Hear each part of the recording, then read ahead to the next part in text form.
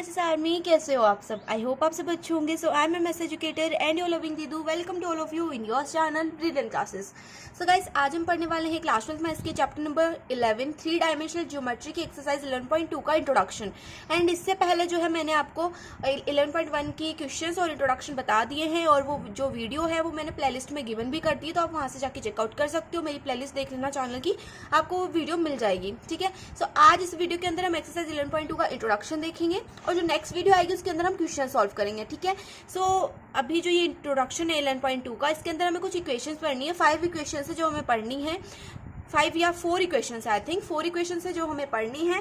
तो first equation जो आती है वो है equation of a line passing through point and parallel to a vector. हमें एक ऐसी लाइन की इक्वेशन पढ़नी है जो एक पॉइंट से पास आउट होती है और पैरेलल है किसी वेक्टर के। तो पहले मैं एक 3D प्लेन बना लेती हूँ। तो देखो यहाँ पे मैं एक 3D प्लेन बना रही हूँ। ये हो गई मेरी जेड एक्सिस, ये वाली हो गई वाई, और ये हो गई मेरी एक्स एक्सिस। यहाँ पे मैंने लिया एक पोजीशन वेक्टर। ठीक है। इस पोजीशन वेक्टर को नाम दिया मैंने कि ये क्या है, एक आर वेक्टर है। अब हम एक पॉइंट लेंगे, तो ये मैंने कोई पॉइंट ले लिया, इसको मैंने मान लिया कि ये क्या है, ए वेक्टर है। ये पॉइंट क्या है, ए वेक्टर है। अब इन दोनों को ज्वाइन कर देते हैं। तो यहाँ पे मैंने इसको ज्वाइन कर दिया। इस पॉइंट को मान लो कि ये क्या है, बी है। इस पॉइंट को मान लो ये ए है। ठीक है। और इस पॉइंट के कोऑर्डिनेट, मतलब इस पॉइंट की जो पॉइंट है इसके कोऑर्डिनेट क्या मान लिए मैंने, यहाँ पे ये कोऑर्डिनेट है x1 y1 z1। ठीक है। x1 y1 z1 इसके कोऑर्डिनेट्स हैं, और ये पैरेलल है किसी वेक्टर के, और ये वेक्टर मान लिया मैंने, ये क्या है, बी वेक्टर है। ठीक है। और इसके मैं डीआरस लिख रही हूँ यहाँ पे। डीआरस, इस वेक्टर के डीआरस क्या है, ए बी और सी, इसके डीआरस है। ठीक है। तो इस लाइन की इक्वेशन क्या होगी, ये हम निकालेंगे, इस वाली लाइन की है ना। इस लाइन की इक्वेशन होगी r vector is equals to a vector plus में लेमडा बी वेक्टर। ठीक है। ये होगी इस लाइन की इक्वेशन। और जहां पे जो है ना ए वेक्टर और बी वेक्टर क्या है, ये देखो ए वेक्टर और ये वाला बी वेक्टर, ये क्या है, यहाँ पर पॉइंट्स है। ठीक है। मतलब ए वेक्टर जो है आपका पॉइंट है, और बी वेक्टर क्या है, एक पैरेलल वेक्टर है। सॉरी, मैंने आपको गलत बता दिया था पहले। ए वेक्टर पॉइंट है और बी वेक्टर क्या है, पैरेलल वेक्टर है। पैरेलल वेक्टर मतलब ये वाला वेक्टर हमने इसको बी वेक्टर माना, तो ये पैरेलल वेक्टर है, और ए वेक्टर क्या है, यहाँ पर पॉइंट है। तो ये इक्वेशन आपको याद रखनी है। ये है वेक्टर फॉर्म, है ना। जब आपको वेक्टर फॉर्म में गिवन हो तो आपको ये इक्वेशन लगानी है, a r vector is equal to a vector plus में लेमडा बी वेक्टर। ये हो गई वेक्टर फॉर्म। अब दूसरी आती है कार्टेशियन फॉर्म। तो कार्टेशियन फॉर्म भी एक बार समझ लेते हैं। तो देखो कार्टेशियन फॉर्म में यहाँ पे लिख रही हूँ, इन Cartesian form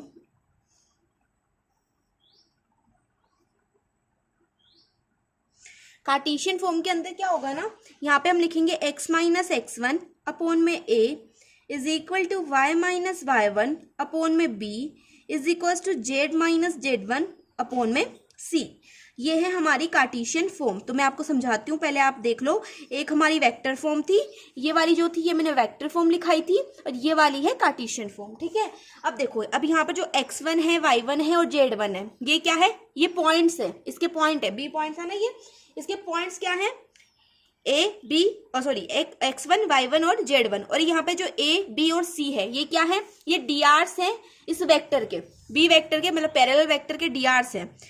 A B and सी क्या है, डीआरस ऑफ पैरेलल वेक्टर। अब डीआरस क्या होते हैं ये तो आपको पता ही होगा, डीआरस होते हैं डायरेक्शन रेशियो, है ना। तो ये डीआरस है, डायरेक्शन रेशियोज है, और ये x1 y1 z1 क्या है, पॉइंट्स है। ठीक है। तो मैं यहाँ पे लिख भी देती हूँ, x1 y1 और z1 इज अ पॉइंट। ठीक है। तो ये थी हमारी कार्टेशियन फॉर्म। ऊपर मैंने आपको वेक्टर फॉर्म बता दी इस लाइन की, और जो प्रूफ होता है वो मैं आपको नहीं बता रही हूँ, क्योंकि जो प्रूफ होते हैं वो आपके क्वेश्चन नहीं बनते, आपको सिर्फ यही चीज याद करनी होती है। और अगर आपको जो है पढ़ने की थोड़ी सी है कि हमें तो प्रूफ भी पढ़ने दे दूँ, तो मैं उसके लिए अलग से वीडियो बना दूंगी। ठीक है। तो इस वीडियो के अंदर मैं इतना ही बता रही हूँ, क्योंकि जो तुम्हारे लिए इंपॉर्टेंट है वो मैंने बता दिया। अब हम देखेंगे सेकेंड इक्वेशन। सेकेंड इक्वेशन है हमारे पास equation of a line passing through 2 points. कोई लाइन है जिसकी इक्वेशन निकालनी है और वो 2 पॉइंट से पास आउट हो रही है। तो पहले एक 3D प्लेन बना लेते हैं। तो यहाँ पर मैंने एक 3D प्लेन बना लिया है। ये है मेरे जेड वाला, ये एक्स है और ये वाई एक्सिस है। ठीक है। यहाँ पर मैंने कोई पोजीशन वेक्टर लिया, और ये पोजीशन वेक्टर है आर, ठीक है। आर वेक्टर क्या है, यहाँ पर पोजीशन वेक्टर है। यहाँ पर मैं एक पॉइंट ले रही हूँ और यहाँ पर मैंने एक और पॉइंट लिया, 2 पॉइंट्स है ना, तो मैंने यहाँ पे 2 पॉइंट ले लिए। पहले वाले को मैं नाम दे दूंगी कि ये ए पॉइंट है, दूसरा है बी, इसको हम मान लेंगे सी। और ये ए वेक्टर है, मतलब ये जो लाइन है ये ए वेक्टर है, ये लाइन बी वेक्टर है और ये आर वेक्टर है, ठीक है।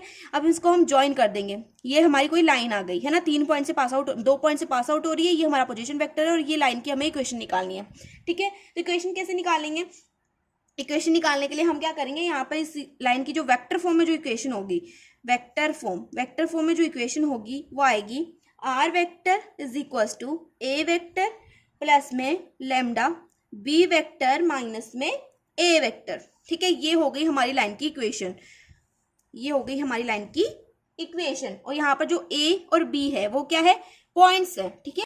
यहाँ पर मैं लिख भी देती हूँ, ए वेक्टर और बी वेक्टर क्या है, पॉइंट्स है, लाइन के पॉइंट्स है। जो ये लाइन है जहां से पास आउट हो रही है वो 2 पॉइंट्स, ए वेक्टर और ये बी वेक्टर क्या है, पॉइंट्स है। इसको आप मान लो x1 y1 z1 इस पॉइंट के कोऑर्डिनेट, और इस पॉइंट के कोऑर्डिनेट है x2 y2 z2, ठीक है। अब हम निकालेंगे कार्टेशियन फॉर्म। तो देखो कार्टेशियन फॉर्म क्या होगी इस लाइन की, कोई लाइन है जो 2 पॉइंट से पास आउट हो रही है और उसकी जो कार्टेशियन फॉर्म होगी वो कार्टेशियन फॉर्म होगी x माइनस x1 अपॉन में x2 minus x1 is equals to y minus y1 upon में y2 minus y1 is equals to z minus z1 upon में z2 माइनस z1। और x1 y1 z1 जो है first जो line थी उसके जो पॉइंट थे उसके कोऑर्डिनेट्स हैं, और ये क्या है x2 y2 z2 क्या है, सेकंड लाइन के कोऑर्डिनेट्स हैं, ठीक है।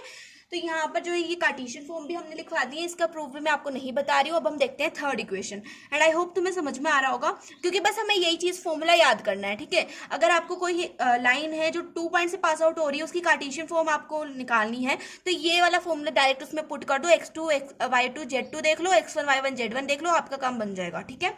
अब देखो थर्ड वाली इक्वेशन है angle between 2 lines, angle between 2 lines हम देखेंगे।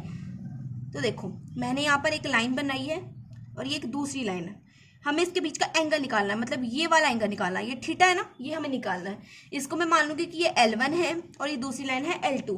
L1 की जो इक्वेशन है, L1 की इक्वेशन मैंने मान ली R vector is equal to A1 vector plus में लेमडा B1 वेक्टर, और ये चीज जो है मैंने आपको लिखाई भी थी, फर्स्ट इक्वेशन ही मैंने यहाँ पे ली है। और ये है r vector is equal to A2 vector plus में लेमडा B2 वेक्टर, ठीक है। ये दोनों क्या है, लाइंस की इक्वेशंस है। अब हम इसकी वेक्टर फॉर्म में इक्वेशन निकालेंगे, वेक्टर फॉर्म में एंगल निकालेंगे, सॉरी। तो वेक्टर फॉर्म में जो एंगल होगा यहाँ पर हम लिख देंगे cos theta is equal to होगा, हमें क्या करना है, ये B1 और B2 का पहले तो करना है डॉट प्रोडक्ट, तो यहाँ पे कर देंगे B1 vector dot B2 vector, और नीचे इनका मैग्नीट्यूड निकाल देना है सिंपली, B1 का मैग्नीट्यूड और B2 का मैग्नीट्यूड। बस हो गया भाई तुम्हारा काम, इतना सा करना था, कोस थीटा निकल आएगा तुम्हारा। तो देखो ये हमने यहाँ पर हमने वेक्टर फॉर्म में इसका एंगल निकाल दिया। अब हम जो है इसका कार्टेशियन फॉर्म में देखेंगे कि कार्टेशियन फॉर्म में कैसे एंगल निकालेंगे। तो इन कार्टेशियन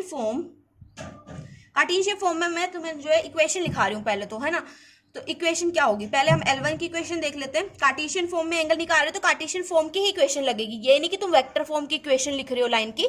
तो कार्टेशियन फॉर्म की इक्वेशन हो जाएगी x माइनस x1 अपॉन में A1, y minus y1 upon में B1, z minus z1 upon में C1। ये है L1 की इक्वेशन, ठीक है। अब L2 की इक्वेशन लिख लेते हैं। L2 की इक्वेशन है x माइनस x2 अपॉन में A2 is equals to y minus y2 upon में B2 is equals to z minus z2 upon में C2। ये है भाई L2 की इक्वेशन, ठीक है। L2 की इक्वेशन भी हमने लिख ली। अब इसके लिए जो एंगल आएगा वो एंगल क्या आएगा, cos theta is equal to A1 A2 plus में B1 B2 प्लस में C1 C2 कर दिया, अपॉन में कर देंगे अंडर रूट A1 का स्क्वायर प्लस में B1 का स्क्वायर प्लस में C1 का स्क्वायर, और फिर से एक अंडर रूट लगाएंगे, A2 का स्क्वायर करेंगे प्लस में B2 का स्क्वायर प्लस में C2 का स्क्वायर। बस यहाँ पर जो है हमारी कार्टेशियन फॉर्म भी आ गई। अब हमें क्या करना है, एंगल निकालना था ना 2 लाइंस के बीच में, तो कार्टेशियन फॉर्म का भी हमने एंगल निकाल दिया और वेक्टर फॉर्म में भी हमने एंगल निकाल दिया। अब हम पढ़ेंगे कुछ रिमार्क्स, ठीक है। इससे रिलेटेड कुछ रिमार्क्स पढ़ने हैं, तो मैं तुम्हें रिमार्क्स बता देती हूँ। और ये रिमार्क्स क्या करने, हमेशा याद रखने हैं, ठीक है। और इस वीडियो के अंदर मैंने वही चीजें बताई हैं जो तुम्हें याद रखनी है, जो भी फॉर्मूले में बता रही हूँ सारे याद रखने हैं। तो देखो फर्स्ट रिमार्क है हमारा, if two lines are perpendicular, अगर दो लाइन्स परपेंडिकुलर है तो A1 A2 प्लस में B1 B2 प्लस में C1 C2 ये क्या होगा, इक्वल होगा 0 के। A1 A2 प्लस में B1 B2 प्लस में C1 C2 ये क्या होगा, इक्वल होगा 0 के। अगर कोई दो लाइन्स परपेंडिकुलर है, उनके बीच में अगर 90 डिग्री एंगल है तो ये जो है क्या होगा, 0 के इक्वल होगा। सेकेंड है हमारा, if two lines are parallel, अगर कोई दो लाइंस क्या है, पैरेलल है, मतलब दो लाइंस ऐसे पैरेलल है, ऐसे दो लाइंस पैरेलल है, ठीक है, जो कभी मिलती नहीं है। तो देखो उनके लिए क्या चीज है, A1 अपॉन में A2 is equals to B1 upon B2 is equals to C1 upon C2। अगर दो लाइंस पैरेलल है तो उनके A1 अपॉन A2 उनका जो DRs होंगे, उनका जो रेशियो होगा A1 A2 B1 B2 और C1 C2 ये क्या होंगे, इक्वल होंगे। तीनों चीजें क्या होंगी, इक्वल होगी। तो ये दो रिमार्क्स जो आपको याद रखने हैं। अब हम देखते हैं फोर्थ इक्वेशन। हमारी फोर्थ इक्वेशन है वो है shortest distance between two skew lines. हमें क्या निकालना है, शॉर्टेस्ट डिस्टेंस निकालनी है बिटवीन टू स्क्यू लाइन्स की। अब तुम बोलोगे दीदी स्क्यू लाइन्स क्या होती है, तो स्क्यू लाइन्स हमें उन लाइन्स को बोलना है जो क्या होती है, इंटरसेक्ट भी नहीं होती कभी और पैरेलल भी नहीं होती। अब इंटरसेक्ट का मतलब है कि वो एक दूसरे को कभी कट भी नहीं करती और ना ही कभी वो पैरेलल होती है। ऐसी लाइंस को हम बोलते हैं स्क्यू लाइंस, ठीक है। तो देखो मैंने फर्स्ट लाइन ली, ये मैंने इसका जो इक्वेशन ली है वो है R1 vector is equal to A1 vector plus में लैम्डा B1 वेक्टर। दूसरी लाइन की इक्वेशन मैंने ले ली R2 vector is equal to A2 vector plus में लैम्डा B2 वेक्टर। इन दोनों के बीच में जो डिस्टेंस है वो मैंने मान ली D है। तो वेक्टर फॉर्म में जब हम इसकी इक्वेशन निकालेंगे, सो वेक्टर फॉर्म में जो हम निकालेंगे इसका डिस्टेंस, तो वेक्टर फॉर्म में डिस्टेंस क्या आ जाएगा, D इज इक्वल टू, हम पहले लगाएंगे मॉडुलस का साइन, ठीक है, मॉडुलस का साइन लगाएंगे पहले। अब देखो यहाँ पे मैं लिखूंगी A2 minus A1, A2 vector minus में A1 vector dot product B2 minus B1 vector, ठीक है। इन दोनों का डॉट प्रोडक्ट करना है, अपॉन में क्या करेंगे, फिर से हम मॉडुलस का साइन लगाएंगे B1 vector cross B2 vector. ऊपर करना है डॉट प्रोडक्ट, हमेशा याद रखना है, ऊपर हम डॉट प्रोडक्ट करेंगे, नीचे हम क्रॉस करेंगे, ठीक है। ऊपर करना है डॉट, नीचे करना है क्रॉस, ठीक है। अब देखो ये तो हो गई वेक्टर फॉर्म। वेक्टर फॉर्म में हमने डिस्टेंस निकाल दिया। अब हम निकालेंगे इन कार्टेशियन फॉर्म। तो कार्टेशियन फॉर्म में डिस्टेंस कैसे निकालेंगे, इन कार्टेशियन फॉर्म। कार्टेशियन फॉर्म के लिए मैं फिर से जो है लाइन्स ड्रॉ कर रही हूँ। तो यहाँ पे मैंने ये फर्स्ट लाइन ड्रॉ करी, यहाँ पे मैंने सेकेंड कर दी। अब बीच में जो डिस्टेंस था उसको हम मान लेंगे कि ये क्या है, D है। ये एंगल बना रहा है 90। तो इसकी जो इक्वेशन है कार्टेशियन फॉर्म के लिए, हम कार्टेशियन फॉर्म वाली ही इक्वेशन लेंगे। तो x माइनस x1 अपॉन में है A1 is equal to y minus y1 upon में B1 is equal to z minus z1 upon में C1, ठीक है। अब नीचे हम ले लेंगे x माइनस x2 अपॉन में A2 is equal to y minus y2 upon में B2 is equal to z minus z2 upon में C2, ठीक है। ये हमने दोनों इक्वेशंस ले ली। तो कार्टेशियन फॉर्म क्या हो जाएगी, D is equal to, distance निकाल रहे हैं ना, तो पहले हम लगाएंगे यहाँ पे ये मोड का साइन, बीच में लिखेंगे x2 minus x1 y2 minus y1 और यहाँ पे लिख दो z2 माइनस z1।